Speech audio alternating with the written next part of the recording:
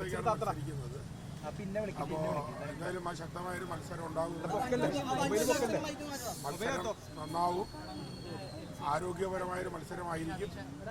ആ മത്സരത്തിൽ കൂടെ അമ്മയുടെ സമ്പത്ത് ഒരു നിധികാക്കുന്ന ഭൂതത്തെ പോലെ കാത്തു സൂക്ഷിച്ച് അത് എത്തേണ്ടവരിൽ തന്നെ കൃത്യമായി എത്തിക്കാനുള്ള എല്ലാവിധ ശ്രമവും എൻ്റെ ഭാഗത്തുനിന്ന് ഉണ്ടാവും. അതോടൊപ്പം തന്നെ ഈ അൻസിബ ഒരു പരാതി താങ്കൾക്ക് പോലീസ് നൽകി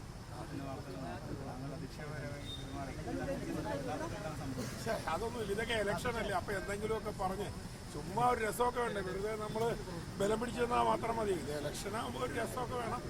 ആരെയും അധിക്ഷേപിച്ചിട്ടില്ല. അധിക്ഷേപിക്കുക എന്നുള്ളത് എൻ്റെ ഒരു സംസ്കാരമല്ല.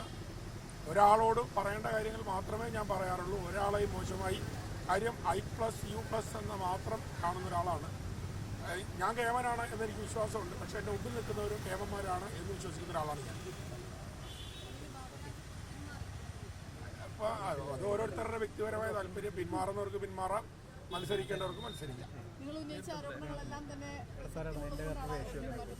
എനിക്കറിയില്ല, വ്യക്തിപരമായിരിക്കും അദ്ദേഹത്തിൻ്റെ. പക്ഷെ നമ്മൾ എന്താ പറയുക, ആരോപണങ്ങളല്ല. എൻ്റെ ചില ആശങ്കകളാണ് ഞാൻ പങ്കുവെച്ചത്. അത് അമ്മ അസോസിയേഷനിൽ ഞങ്ങളുടെ വാട്സാപ്പ് ഗ്രൂപ്പിലാണ് ഞാനത് പങ്കുവെച്ചത്. അത് എന്താ പറയുക, അത് എനിക്കറിയില്ല. അത് അദ്ദേഹത്തിൻ്റെ വ്യക്തിപരമായ കാര്യമാണ്.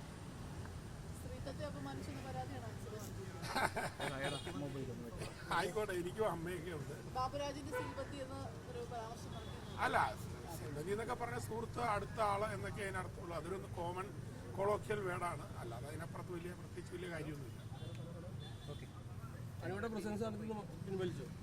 ഇപ്പൊ ഈ ട്രഷററുടെ സ്ഥാനത്തേക്കാണ് മത്സരിക്കുന്നത്. പ്രസിഡന്റ് സ്ഥാനത്തേക്ക് കുറെ എന്നെക്കാളും മൂത്തവരുണ്ടല്ലോ, കൊള്ളാവുന്നവരും ഉണ്ടല്ലോ. 1, 2, 3, 4 എത്ര വനിത വരുമെന്ന് അറിയില്ല.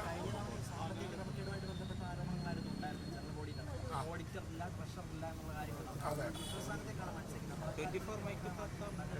അത് ട്രഷററായിട്ട് ഒരുപാട് കാര്യങ്ങൾ ചെയ്യാൻ സാധിക്കുമെന്ന് ഞാൻ വിശ്വസിക്കുന്നു. കാര്യം ഈ എന്താ പറയുക, ധനം കൃത്യമായി വിനിയോഗിക്കുക എന്നുള്ളതാണ്. അതിന് ധനപരമായ വിനിയോഗത്തിന് ഒരു അച്ചടക്കം ഉണ്ടാക്കും.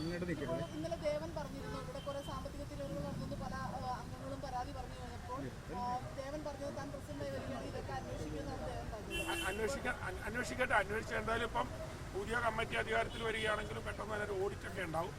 അതൊക്കെ ഓഡിറ്റൊക്കെ ഉണ്ടാക്കി അതിനകത്ത് തിരുമലകൾ വന്നിട്ടുണ്ടോ എന്ന് ബഹുമാനപ്പെട്ട എല്ലാവരും എന്തായാലും ഓഡിറ്റ് വരും. അപ്പോൾ എന്തായാലും ബഹുമാനപ്പെട്ട മാധ്യമ സുഹൃത്തുക്കളെ ഓഡിറ്റ് കഴിഞ്ഞതിന് ശേഷം ക്രമക്കേട് നടന്നിട്ടുണ്ടെങ്കിലും അല്ലെങ്കിലും നിങ്ങളെ അറിയിക്കും. നിങ്ങളെ ഞങ്ങൾ വിളിച്ചു വരുത്തി ഞങ്ങളെന്തായാലും നിങ്ങളോട് പറയുന്നതായിരിക്കും.